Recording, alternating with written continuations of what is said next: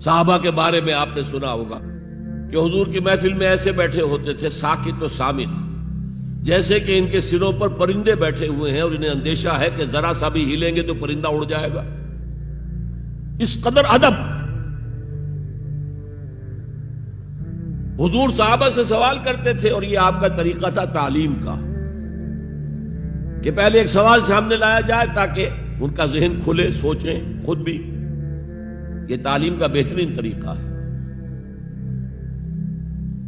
اس کے بعد ہوتا کیا تھا؟ جواب نہیں دیتے تھے، اللہ و رسولہ عالم، اللہ اور اس کا رسول بہتر جانتے۔ پھر اگر دوبارہ آپ پوچھتے تھے تو جو بھی سمجھ میں آتا تھا کہتے تھے۔ مجھے یاد آ رہی ہے ایک حدیث، اور اچھا ہے کہ وہ آپ سن لیں، اس لیے کہ عام شکایت یہ ہے کہ مذہبی لوگ معاملات میں اچھے نہیں ہوتے۔ مسجدیں بنوائیں گے، مسجدوں میں قالین بچھوائیں گے، وہاں پر فانوس لگوائیں گے، سب کچھ کریں گے، مدرسوں کی خدمت کریں گے، علماء کی خدمت کریں گے، لیکن معاملات، تجارت، کاروبار، بین الانسانی تعلقات، عام شکایت ہے، اس کی وہ پرواہ نہیں کرتے، حقوق و لباد کا لحاظ نہیں۔ تو حضور نے ایک مرتبہ پوچھا صحابہ سے، اتدرون من المفلس؟ تم جانتے ہو مفلس کون ہوتا؟ صحابہ نے جواب دیا، المفلس عندنا من لا درہم لہ ولا دینارا۔ حضور ہم اس شخص کو مفلس سمجھتے ہیں جس کے پاس درہم و دینار نہیں ہے۔ ہم کہیں گے روپیہ پیسہ نہیں ہے، فرمایا نہیں، میری امت کا مفلس وہ ہوگا جو بہت سی نمازیں لے کر آئے گا، بہت سے روزے لے کر آئے گا، بہت سے حج لے کر آئے گا، بہت سے عمرے لے کر آئے گا، لیکن اس کے ساتھ ہی قد شتم ھذا، فلاں شخص کو گالی دی تھی، وَأَكَلَ مَالَ ھذا، فلاں شخص کا مال کھا لیا تھا، فلاں شخص پر تہمت لگائی تھی۔ اب وہ سارے دعوے دار آ جائیں گے، اللہ اس نے میرے ساتھ یہ کیا، ٹھیک ہے بھائی اس کی نمازیں تم لے جاؤ، اور تو کچھ ہے نہیں، کوئی کرنسی تو ہے نہیں وہاں، نہ ڈالر ہے نہ یورو ہے، کچھ بھی نہیں، اعمال کی کرنسی ہے، نیکی تم لے جاؤ۔ کوئی اور دعوے دار آیا، روزہ وہ لے گیا، اس کے پاس کچھ نہیں رہا، دعوے دار اب بھی باقی ہیں۔ اب ان کے گناہ جو ہے اس کے حساب میں پڑنے شروع ہو جائیں گے، یہاں تک کہ دوسروں کے گناہوں کے بوجھ تلے دب کر وہ جہنم میں جھونک دیا جائے۔ یہ مفلس۔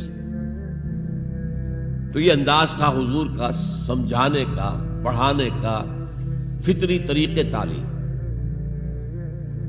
تو فالذین آمنوا بہ وعزروہ، تو وہ لوگ جو ایمان لائے ان پر اور جنہوں نے ان کی تعظیم کا حق ادا کیا، وَنَصَرُوهُ، یہ آئی ہے اب سخت بات، اور ان کی مدد کی۔ مدد کس کام میں؟ حضور اتنے غیور تھے کہ ذاتی کام میں کوئی مدد آپ کسی سے نہیں مانگتے تھے۔ سیرت کی کتابوں میں آتا ہے کہ اگر آپ سواری پر ہوتے تھے اور آپ کا کوڑا نیچے گر جاتا تھا تو کسی سے یہ نہیں کہتے تھے کہ اٹھا کر ذرا مجھے پکڑا دو، آپ سواری سے اترتے تھے، اپنا کوڑا خود اٹھاتے تھے۔ اور اس ضمن میں بھی سیرت النبی کا ایک واقعہ مجھے یاد آ رہا ہے، وہ میں آپ کو سنا دوں۔ جب ہجرت مدینہ کی اجازت آ گئی تھی عام لوگوں کے لیے، عام مسلمانوں کے لیے، چلے جاؤ جاؤ سب جاؤ مدینہ کی طرف،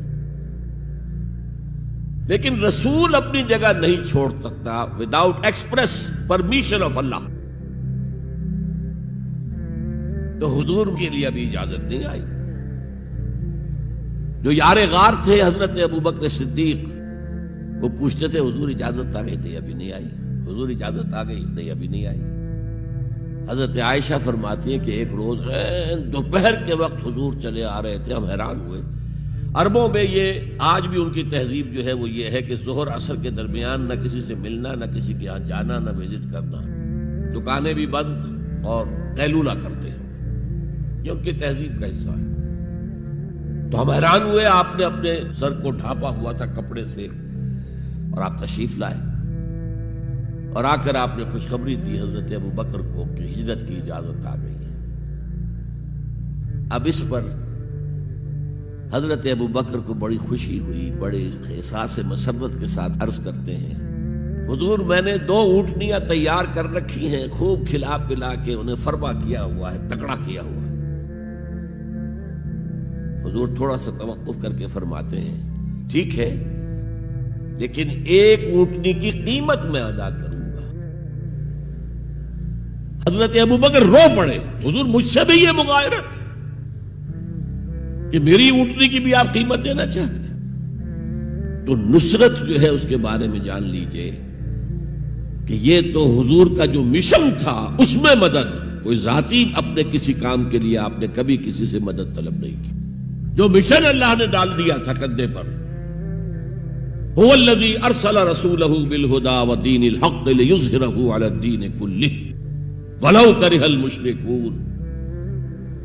وہی تو ہے اللہ جس نے بھیجا ہے اپنے رسول محمد کو صلی اللہ علیہ وسلم الہدا دے کر, قرآن حکیم دے کر اور دین حق دے کر.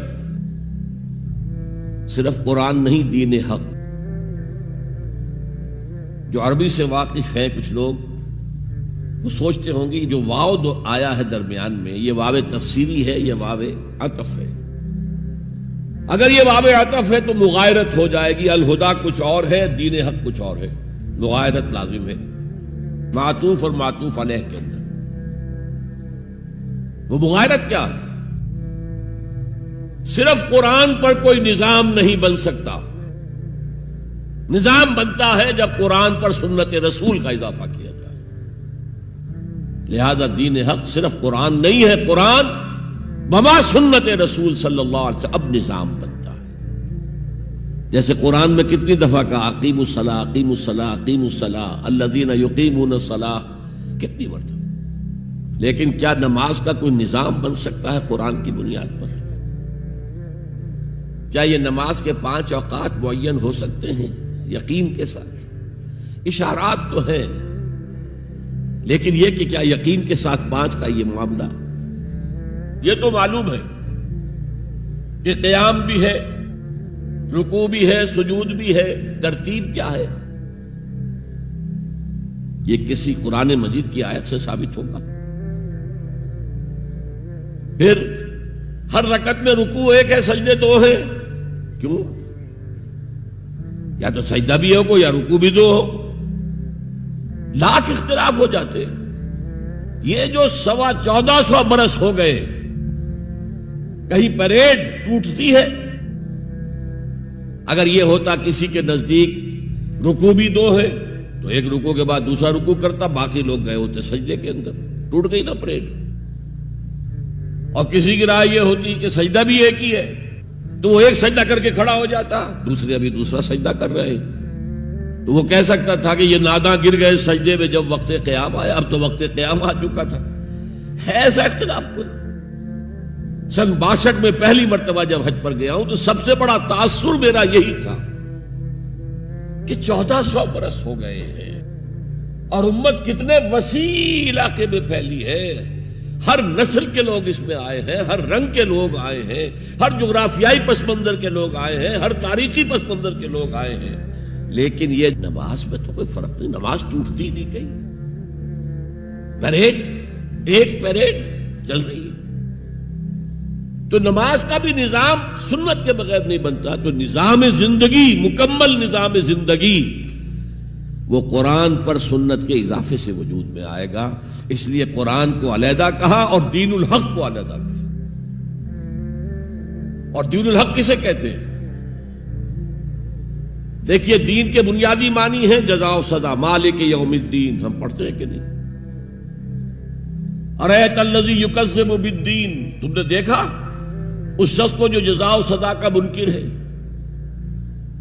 اب یہ جزا و سزا یقیناً کسی قانون کے تحت ہوتا ہے اور قانون کا ساتھ تصور ہے قانون بنانے والا کون ہے. جس کو آپ مانیں گے قانون بنانے والا اور اس کی اطاعت میں پورا نظام زندگی دے دیں گے, اس کا دین ہے جو آپ نے اختیار کیا ہے. قرآن مجید میں مرکب اضافی کی شکل میں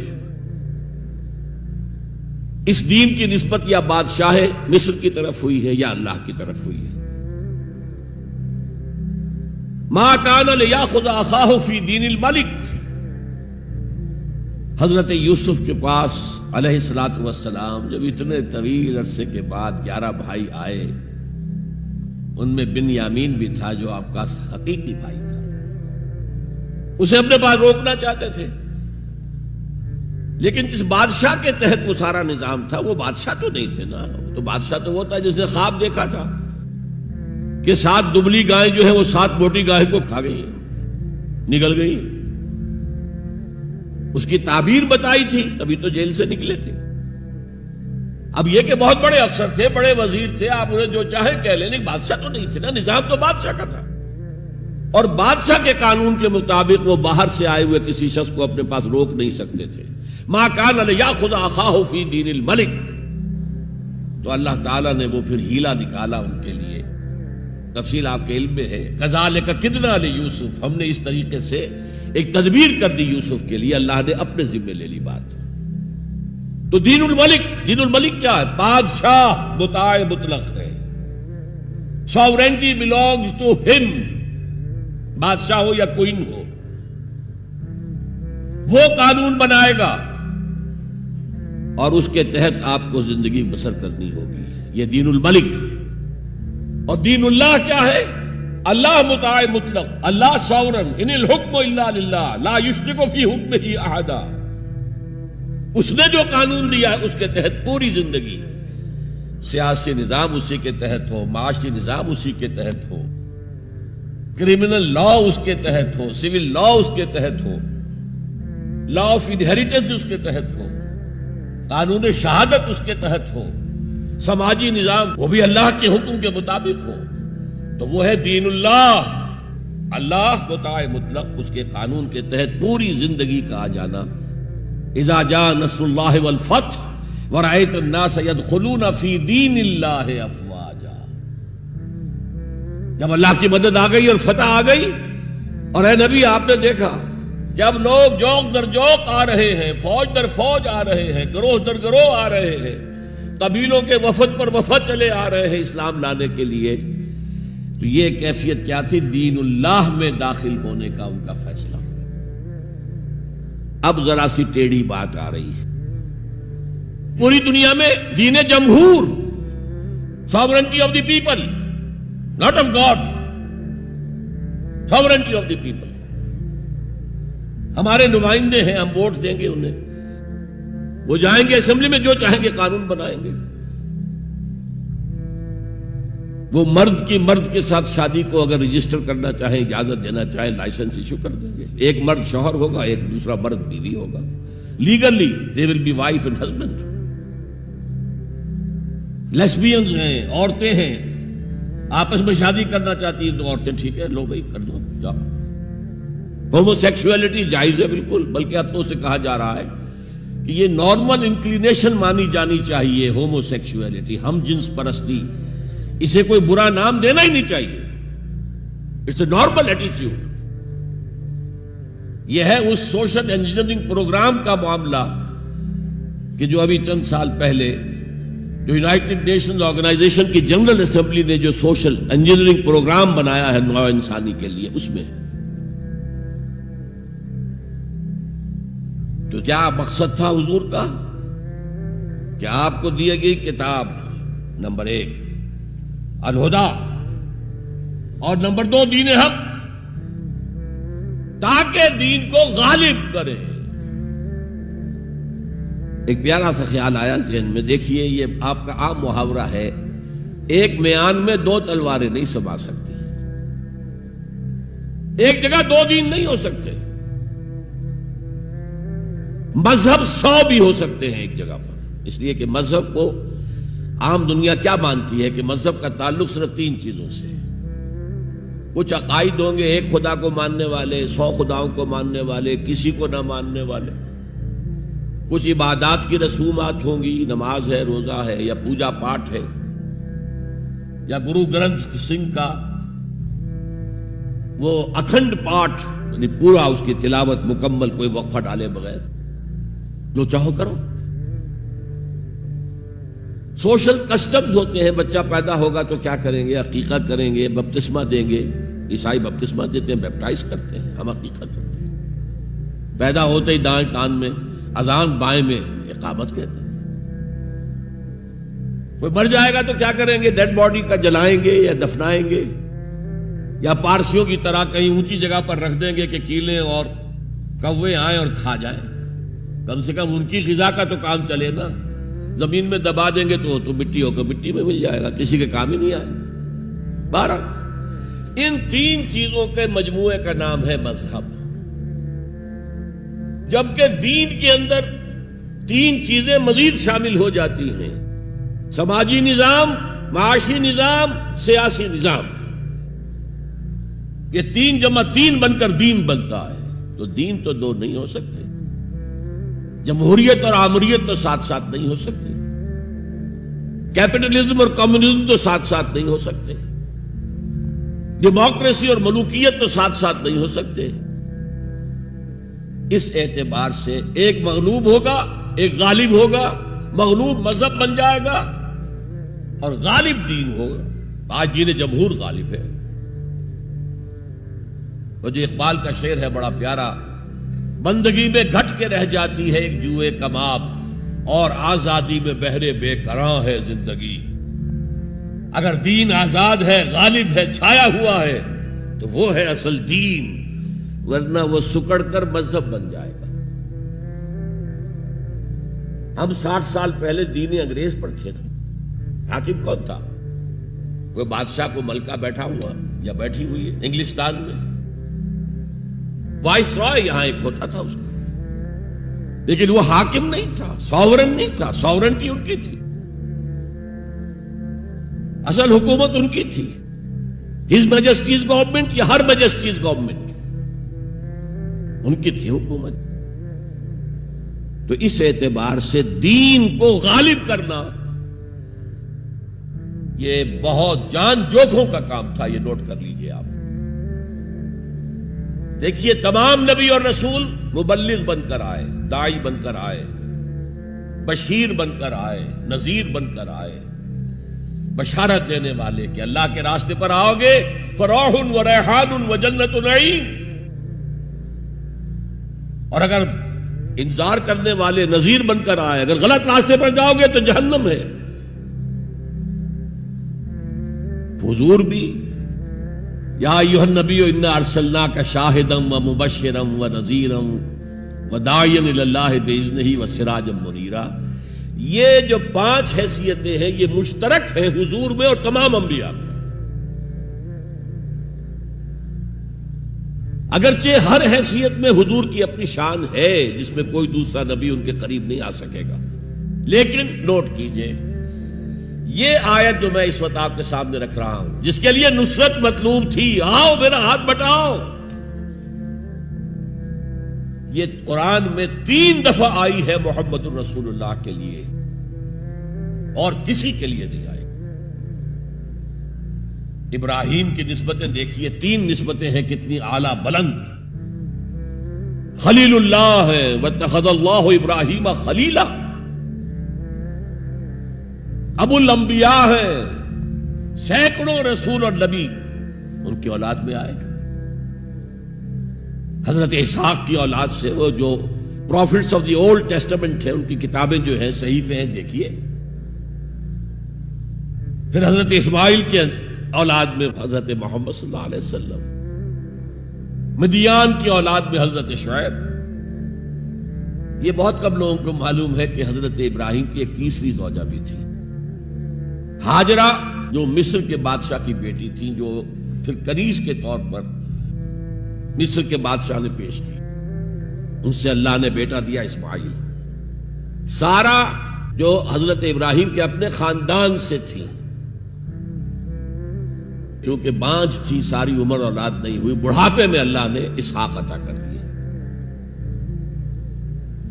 پھر آپ نے ایک اور شادی کی تھی، قطورہ، ان سے 6 بیٹے دیے تھے اللہ نے حضرت ابراہیم کو۔ ان میں سے ایک مدین تھا جس سے قوم مدین بنی ہے، جس میں حضرت شعیب کو بھیجا گیا۔ باقیوں کی تاریخ ہمیں معلوم نہیں۔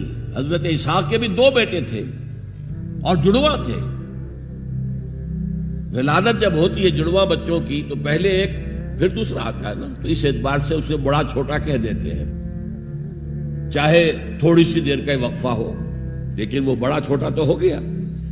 تو بڑے تھے حضرت عیسو اور چھوٹے تھے حضرت یعقوب.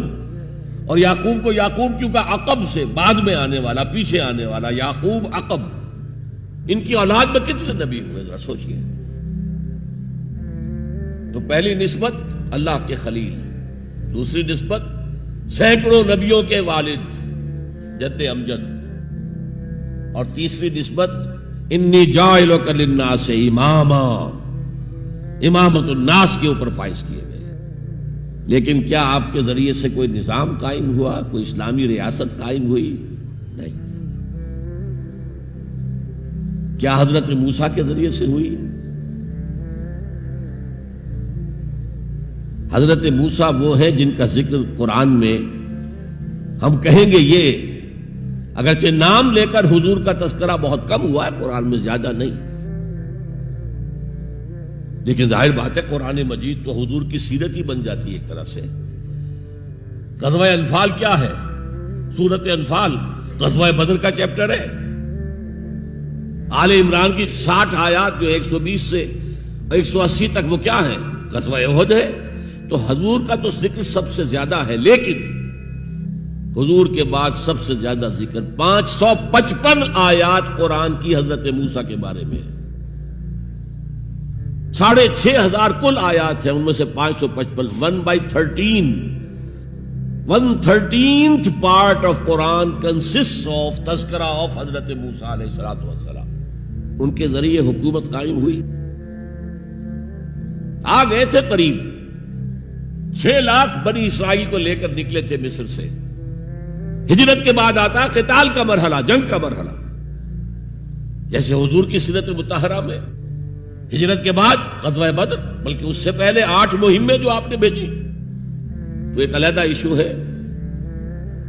وہاں ہجرت کے بعد جب جنگ کا مرحلہ آیا پوری قوم نے کوڑا جواب دے دیا. فَذَهَبْ أَنْتَ وَرَبُّكَ فَقَاتِلَا إِنَّا هَاهُنَا قَاعِدُونَ. جاؤ موسیٰ تم اور تمہارا رب جاؤ، اور پہلے فلسطین میں جو آباد ہے انہیں نکال کے باہر کر دو، پھر ہم داخل ہوں گے، ورنہ ہم تو یہاں بیٹھے ہیں. زمین جنبت نہ جنبت گل محمد. اس پر وہ پروسیس وہیں رک گیا. جبکہ حضور کو اللہ نے وہ صحابہ دیے.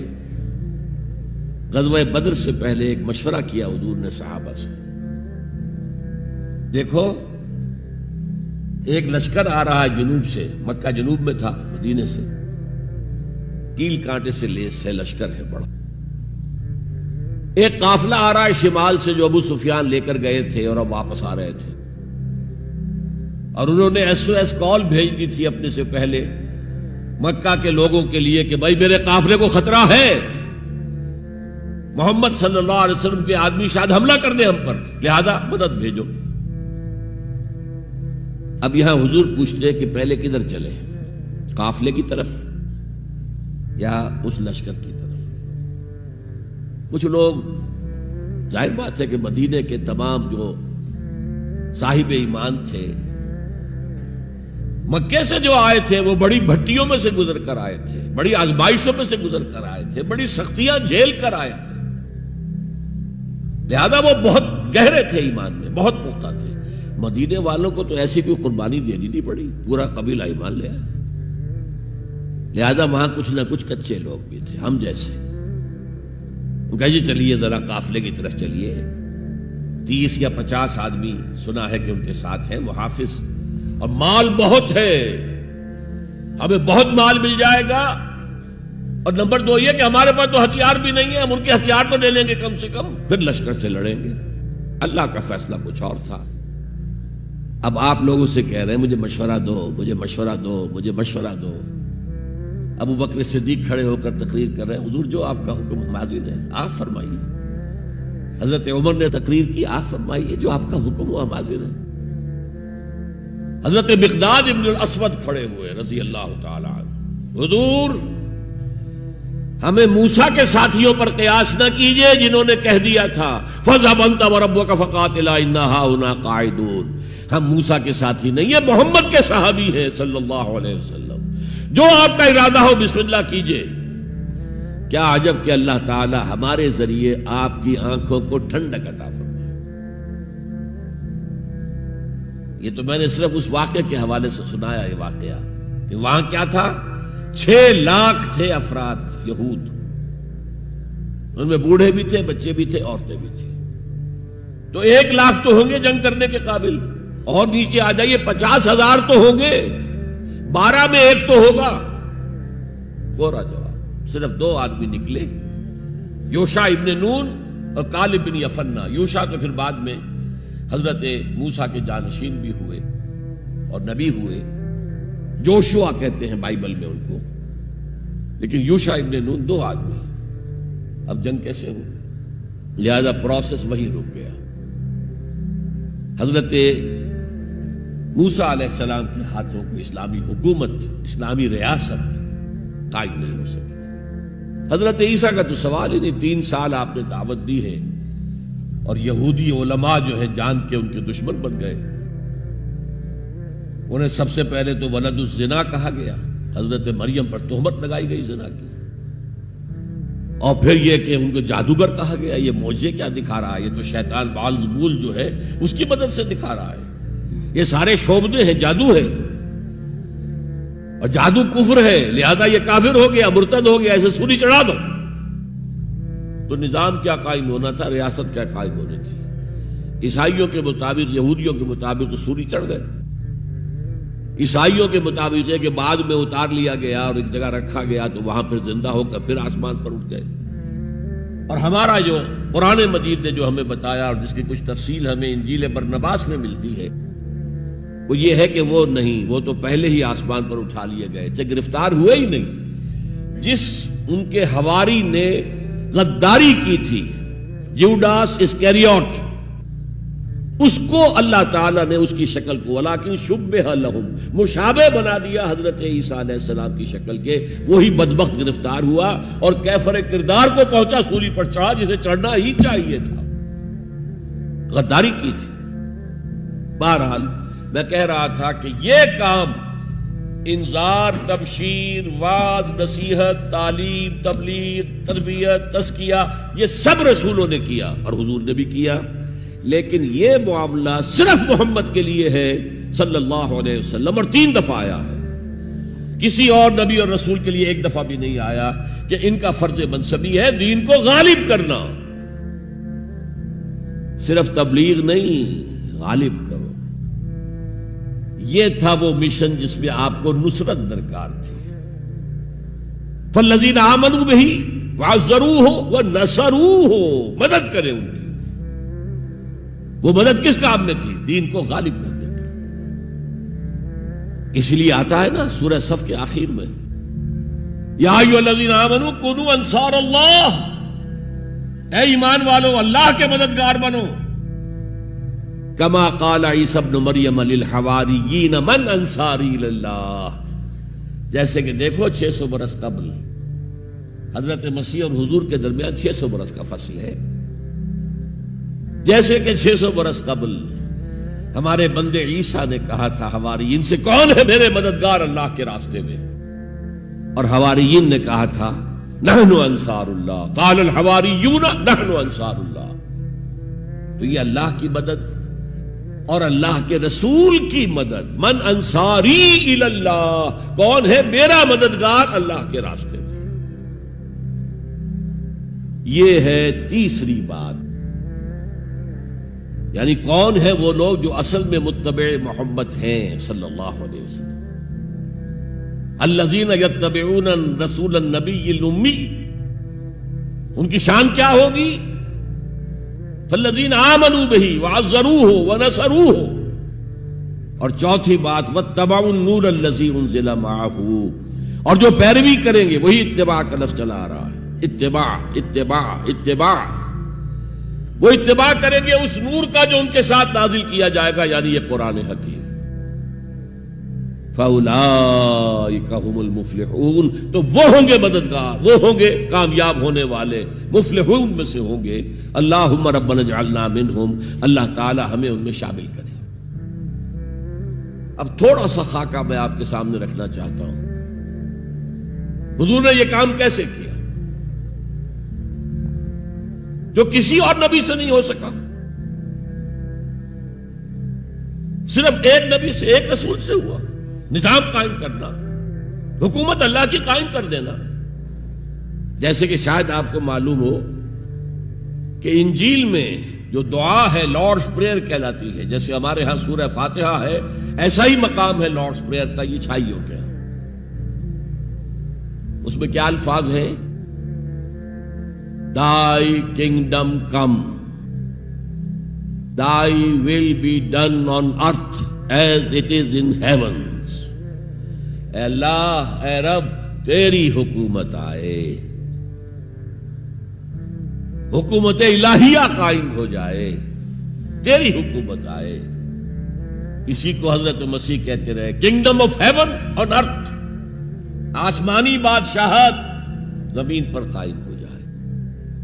Thy kingdom come, Thy will be done on earth as it is in heavens.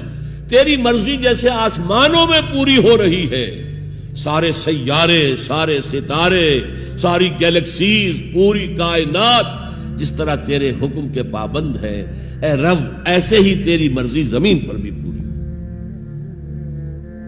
یہ کام جو ہے بڑا جان جوکھوں کا کام ہے. تبلیغ میں، تعلیم میں محنت ہوتی ہے، مشقت ہوتی ہے، وقت لگتا ہے، اس میں کوئی شک نہیں. لیکن محض تبلیغ، محض تعلیم، محض تربیت، محض تزکیہ، یہ محمد رسول اللہ کا طریقہ نہیں ہے. برا نہ مانیے، میری بات پر غور کیجیے گا.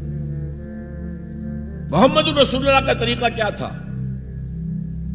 دعوت دو قرآن کے ذریعے، انذار کرو قرآن کے ذریعے، بشارت دو قرآن کے ذریعے. فَإِنَّمَا يَسَّرْنَاهُ بِلِسَانِكَ لِتُبَشِّرَ بِهِ الْمُتَّقِينَ وَتُنذِرَ بِهِ قَوْمًا لُدًّا. اے نبی، ہم نے اس قرآن کو آپ کی زبان میں آسان کر دیا ہے. وَلَقَدْ يَسَّرْنَا الْقُرْآنَ لِلذِّكْرِ فَهَلْ مِن مُدَّكِرٍ. 4 دفعہ آیا ہے سورہ قمر میں. ہم نے قرآن کو نصیحت اخذ کرنے کے لیے بہت آسان کر دیا ہے. تو ہے کوئی جو نصیحت کا طالب ہو؟ دعوت ہو، تذکیر ہو، فذکر بالقرآن من یخاف وعید. پہلا کام حضور کا یہ تھا، قرآن کے ذریعے سے لوگوں کو اللہ کی طرف بلانا. یہ دعوت، تبلیغ کسے کہتے ہیں؟ To reach out to someone, to convey to them some message.